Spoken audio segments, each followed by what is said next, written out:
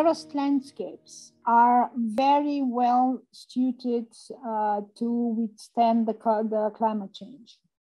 Because when you level the slopes, it means with leveling it means in the soil itself, there are better conditions to keep the water there. You can find terraced landscapes in very different climates, you know, like semi-arid. Then, for example, I know examples where you have 3 months a year, there's really a very dry season. And then in the winter, you really have a lot of rain. So it means terraces have to adapt to that.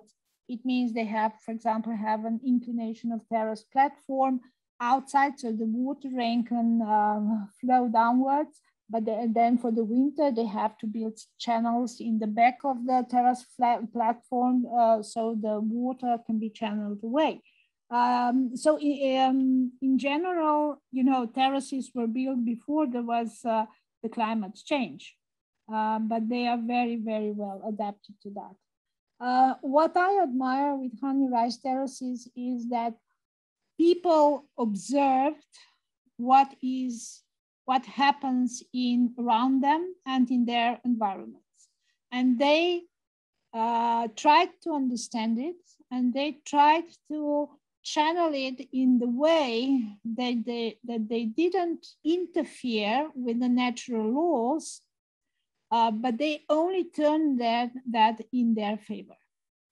And that is something that is valuable that we can learn from these principles.